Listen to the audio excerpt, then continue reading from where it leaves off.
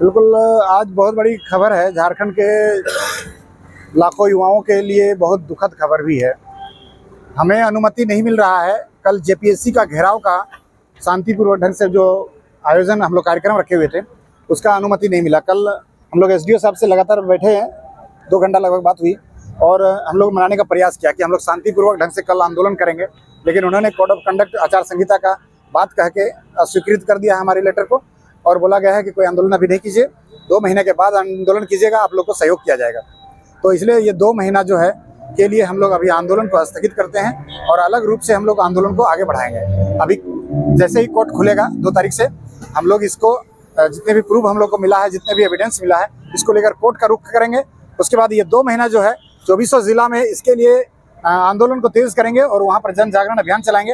रोजगार आंदोलन, जिस जेपीएससी और जेएसएससी में भ्रष्टाचार जिस चरम पर पहुंच गया है, जिसको एक दिन में खत्म नहीं किया जा सकता है, इसके लिए एक लंबी लड़ाई लड़ने के लिए हम लोग को ज़मीन में उतरना पड़ेगा और हम लोग फील्ड में उतरकर आंदोलन को तेज करेंगे। और देखिएगा, आए दिन आप देखेंगे कि जेएसएससी का एग्ज़ाम करीब 8 साल के बाद हुआ था, लेकिन 8 घंटे के अंदर ही जेएसएससी का जो है पेपर लीक हो गया था। तो ऐसा नौबत जेपीएससी का भी एग्ज़ाम हुआ 2 साल के बाद, और ये 11वीं जेपीएससी में पीटी परीक्षा में बहुत ज़्यादा धांधली सामने आया था। आपने देखा होगा कि जामताड़ा में वीडियो वायरल हुआ, आपका चतरा में छात्रों ने हल्ला किया, काफ़ी विरोध दिया, पूरा नेशनल न्यूज़ में आया। इसी तरह से धनबाद में 550 स्टूडेंट ने इस एग्ज़ाम का बहिष्कार किया। पहला पेपर लिखने के बाद दूसरा पेपर उन लोगों ने लिखना छोड़ दिया। आपका देखिएगा कि कुछ सेंटर में, जैसे हज़ारीबाग के साइंस सेक्टर में, विनोबा भावे यूनिवर्सिटी के साइंस सेक्टर में एक 20 सीरीज़ का क्वेश्चन जो है काफ़ी छात्रों को मिला, करीब हज़ारों छात्रों को मिला है।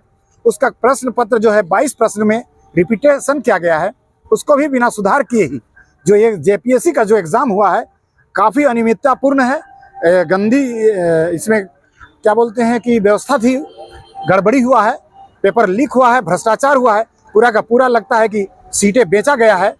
फिर भी सरकार जो है आगे बढ़ रही है और चुनावी आचार संहिता का हवाला देकर हमें आंदोलन करने से रोका गया है, हमें हमारे लेटर को अस्वीकृत कर दिया गया है। तो बहुत दुर्भाग्य की स्थिति है, इसलिए हम लोग इसको तत्काल स्थगित करते हैं। और दूसरी सबसे बड़ी कारण है कि दूसरे राजनीतिक पार्टी के लोग भी इसमें शामिल होकर आंदोलन को उग्र बनाने का जो है प्लान में है, तो उसको भी हम लोग को इसलिए कि आंदोलन को उग्र नहीं करना है। किसी राजनीतिक पार्टी को शामिल होने से ही हमारा आंदोलन जो मुद्दे से भटक जाता है और हमारे जो छात्र जो हैं आएंगे आंदोलन करने, उसका जो है करियर पर भी सवाल उठ सकता है, उसका जो है मुकदमा होता है, केस होता है, जिस तरह से सीजीएल के पेपर में हुआ था। तो ऐसा ना हो, इसलिए हम लोग तत्काल इस आंदोलन का स्थगित करते हैं। और झारखंड के तमाम जेपीएससी की तैयारी करने वाले और जितने भी पढ़ने वाले लड़के हैं, जितने लोगों ने एग्ज़ाम दिया जिसके साथ गलत हुआ है, वो लोग अपना आवाज़ सोशल मीडिया के माध्यम से रखें और सड़क पर भी जब भी बुलाया जाए तो उतरने का काम करें और तैयार रहें और संवैधानिक ढंग से करें।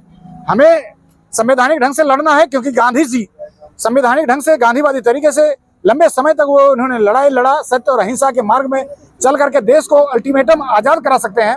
तो ये भ्रष्टाचार क्या चीज़ है? हम लोग जेपीएससी और जेएसएससी जैसे भ्रष्टाचार आयोग के खिलाफ हमारी ये लंबी लड़ाई जारी रहेगी और आज से 2 महीने के बाद ये बड़ा आंदोलन का रूप लेगा और पूरा झारखंड को बंद किया जाएगा। तत्काल आंदोलन को स्थगित किया जाता है।